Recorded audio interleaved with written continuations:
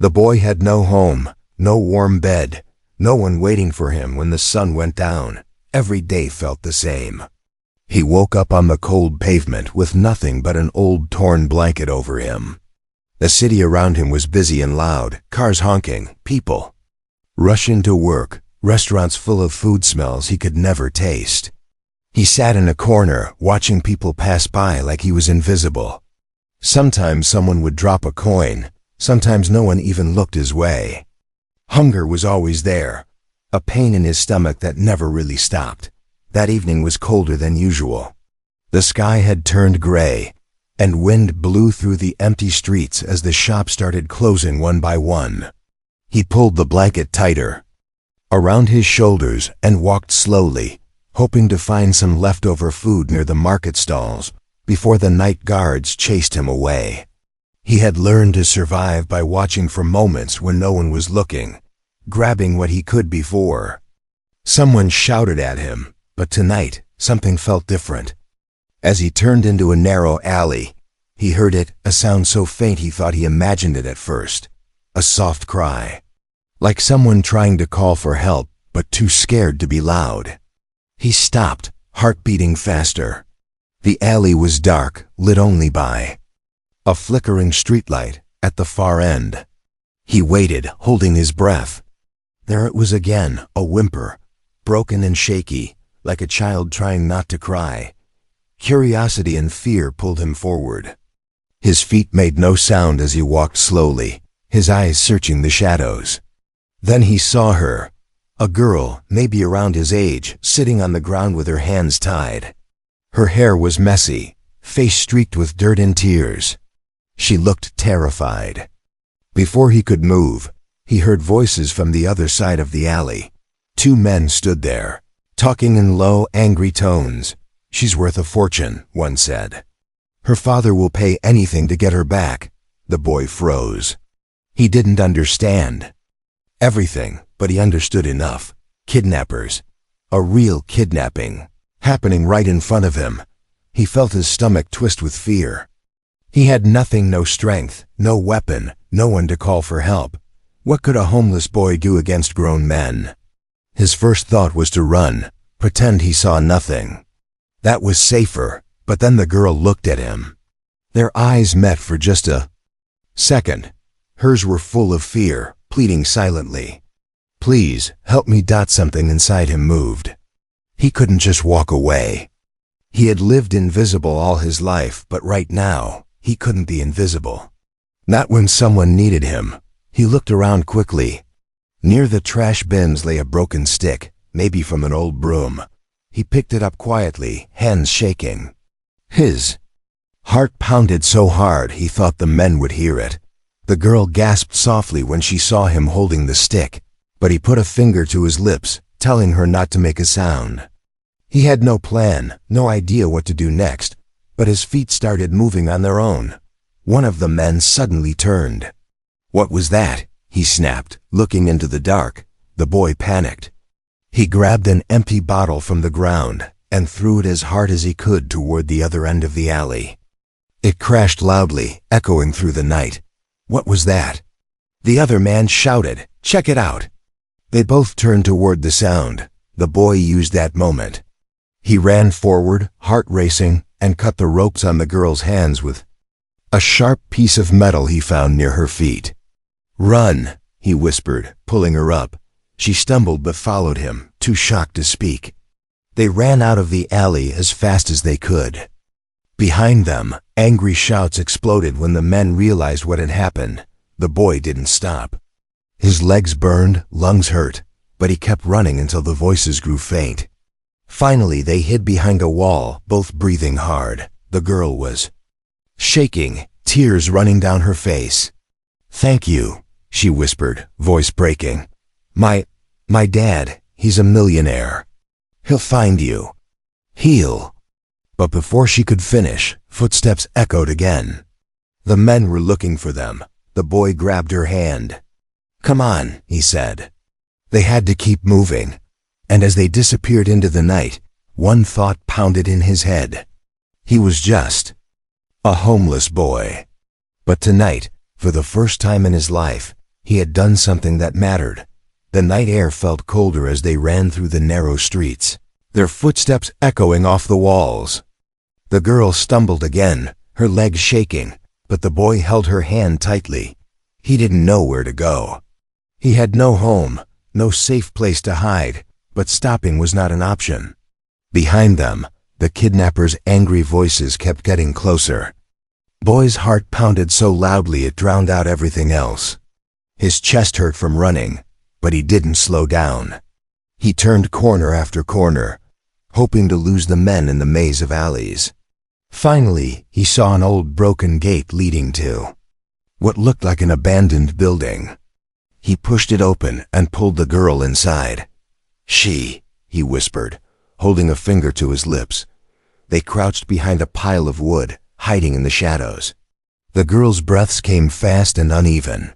She was scared, but she didn't cry out loud. She just held her knees close, eyes wide with fear. The boy peeked through a crack in the wall. Two figures ran past the building, flashlights cutting through the darkness. One of them shouted, "Find them! The boss will kill us if we lose the girl." The girl shivered at the words. The boy waited until the footsteps faded. Then he turned to her. "We need to move," he whispered. "They will keep looking." She nodded silently. Her voice was shaky when she finally spoke. "Why are you helping me? You don't even know me." The boy didn't know how to answer that. He had nothing, no one. But when he saw her tied up, something inside him had refused to leave her behind. "Because you needed help," he said simply. She looked at him for a long moment, like she couldn't believe someone with nothing would risk everything for her. Suddenly, a loud crash echoed outside. The boy froze. The men were back. Flashlights swept across the broken windows of the building. There, inside. One of them shouted. The boy's heart sank. They had been found. "Run," he whispered, grabbing her hand again. They darted out the back door just as the men kicked open the front. Shouts filled the air. The boy and the girl ran into the dark streets again, their feet slapping the pavement.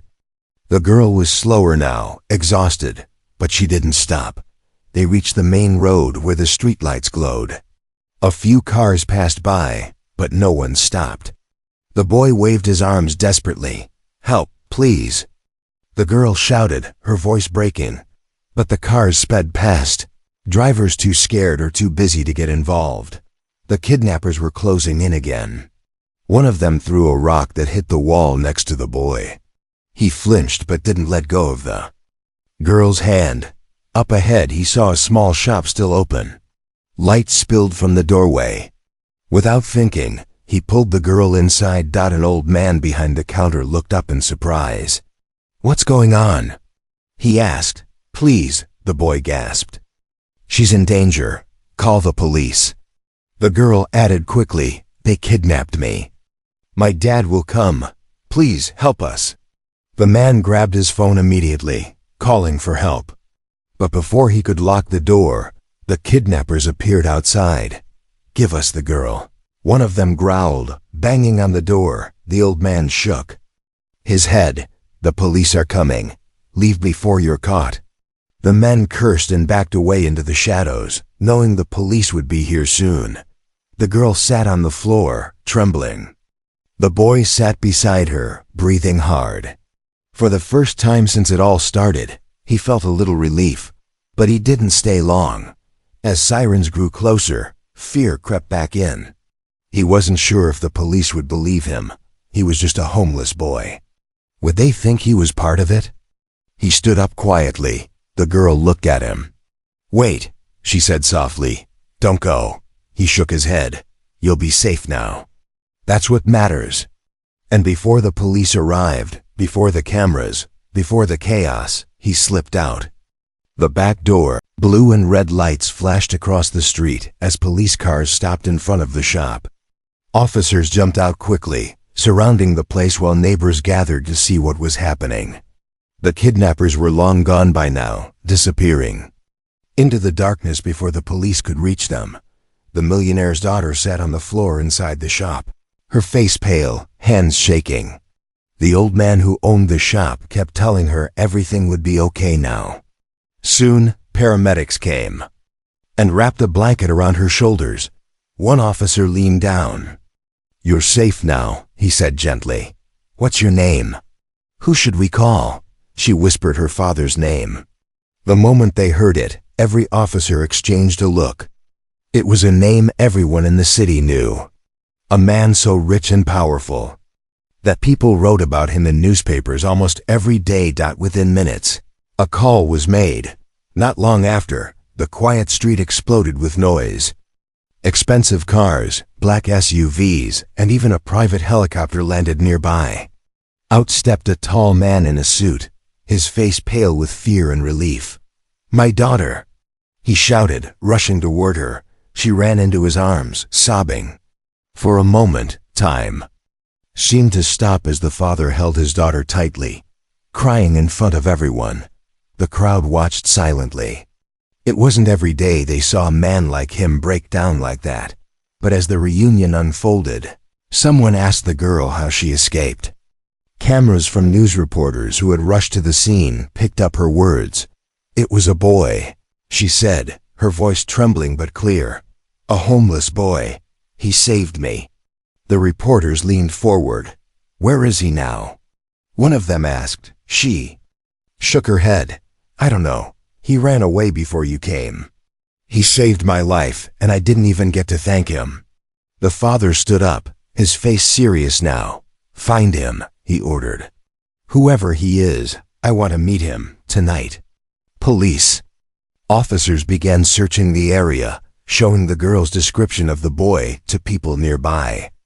Reporters spread the story fast. By midnight, half the city knew that a homeless boy had rescued the daughter of one of the richest men in the country. But the boy himself didn't know any of this. While all this happened, he sat alone under a bridge far away, shivering in the cold. He had no idea the whole city was talking about him. He had slipped away because he was scared the police might blame him. After all, he was homeless. People didn't usually trust kids like him. He hugged his knees, watching the river flow under the bridge. He thought about the girl's face when he cut the ropes, how she had held his hand so tightly as they ran. He didn't even know her name. He didn't expect to see her again. But destiny had other plans. The next morning, posters appeared on walls, at bus stops, on shop windows. "Looking for the brave boy who saved the millionaire's daughter." The headlines read. People on social media started calling him the street hero. Some shared blurry photos from security cameras that showed him running with the girl through the streets. Reporters interviewed neighbors who had sometimes seen him sleeping in empty buildings or near the market. A few said he always shared food with stray dogs when he had any. Others said he never begged too much, only took what he needed to survive. By afternoon, the story had spread everywhere. Everyone wanted to know who the boy was. The girl refused to stay silent. She told her father, "He risked everything for me. We can't just forget him." Her father nodded. "We won't," he said. "I owe him my daughter's life, and I will find him." And so the search continued. Police officers looked in shelters and under bridges. Reporters asked questions on every street.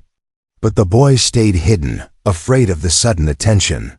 That evening, as he sat near a bakery hoping someone would give him leftovers, he saw a news van drive by. On the side of the van was a picture of the girl wrapped in a blanket, and below it were the words, "Homeless hero wanted, millionaire promises reward." He stared at it for a long time.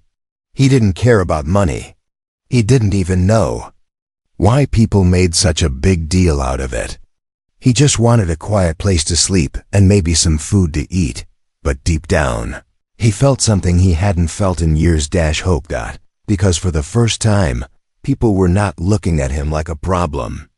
They were looking for him like he mattered, and he had no idea that the next time they found him, his life would change forever. The boy didn't know the whole city was looking for him. He spent the night curled up near the marketplace, under an old sheet of plastic he used to keep out the cold wind. By morning, the noise around him felt different. People walked past holding newspapers with his story on the front page. "Street boy saves millionaire's daughter," the headline said.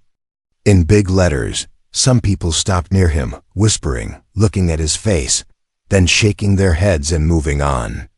He didn't understand what was happening until he saw his own face on a small TV in the electronics shop window. It felt strange. He was used to being invisible. People never noticed him before. Now suddenly everyone seemed to care, but instead of feeling happy, he felt nervous. He didn't know what to do with all this attention. What if the kidnappers came back for him? What if the police thought he was part of it? By afternoon, he moved to another street to stay hidden. He found an empty spot behind a closed cafe and sat there, with his knees pulled to his chest. That was when he heard footsteps. "Hey," a gentle voice called. He looked up. It was a police officer holding a picture. Behind him stood the girl. From that night, her father, and 2 reporters with cameras. The boy's heart started beating fast. He thought about running. That's what he always did when people in uniforms came near. But before he could move, the girl stepped forward. "It's him," she said softly, her eyes full of tears. The boy froze. She walked closer and knelt in front of him. "I was so scared," she whispered. "But you didn't leave me. You saved my life." She hugged him before he could say anything. It was the first hug he had felt in years. For a moment, he didn't even know how to react. The millionaire father stepped forward slowly. He was a tall man, dressed in a black coat, his face serious but his eyes soft. He didn't speak at first.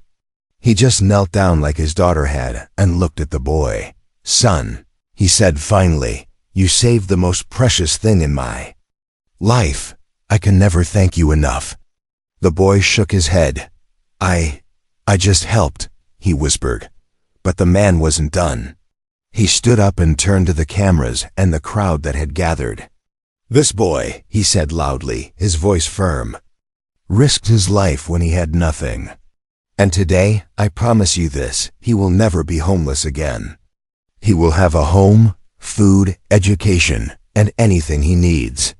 People in the crowd clapped. Reporters shouted questions. Cameras flashed. The boy just stood there, too stunned to speak. The boy couldn't sleep that night. The bed was soft, the room warm, but it all felt like a dream that might vanish in the morning. He lay awake staring at the ceiling, wondering if this kindness would last or if it was only for one day. The sun rose. He quietly sat on the edge of the bed, ready to leave before anyone could tell him to go. He was used to people being nice for a short time before forgetting him. But before he could stand, the door opened. It was the millionaire's daughter, carrying 2 plates of breakfast. "Good morning," she said, smiling. "This is for you." He blinked in surprise. No one had ever brought him food before. He always had to beg for it or dig through trash. Now someone was handing him warm eggs and bread like he was part of the family. "Thank you," he whispered, his voice small. She sat on the floor beside him while they ate. "Dad says today we're going to get you new clothes. And if you want, we can visit a school." The boy froze, bread halfway to his mouth. A school? He hadn't been inside a classroom since he was very little. He didn't even think about school anymore because surviving each day was all that mattered. "I don't know," he said slowly. She looked at him kindly. "You saved my life. You should have a chance to live yours too." Before he could answer, her father came in. He wasn't in a suit today, just a simple shirt and jacket. He looked less like the powerful man on the news and more like a dad. "Son," he said softly, "we talked last night. If you want, you can stay here. Not for a day, not for a week, for as long as you want. We'll take care of you." The boy stared at him. "Why?" he asked quietly. "I didn't do it for money." The man nodded. "I know. That's why it means so much. You had nothing, yet you risked everything for my daughter. That kind of heart, it deserves a home." The boy felt his chest tighten. He had learned to survive with no one, trust no one, expect nothing. Now this man was offering him what he had secretly wanted his whole life, a family. The girl smiled at him. "Please stay," she said. "I want a brother." The boy looked at both of them. His throat felt heavy. He had been cold, hungry, and alone for so long. Now, someone wanted him. Really wanted him. Finally, he nodded slowly. "Okay," he whispered. The girl clapped her hands and hugged him tight. The father smiled, his eyes shining. That day changed everything. They took him to buy clothes, real clothes, not the torn ones he had always worn. They took him to eat at restaurants where no one chased him away.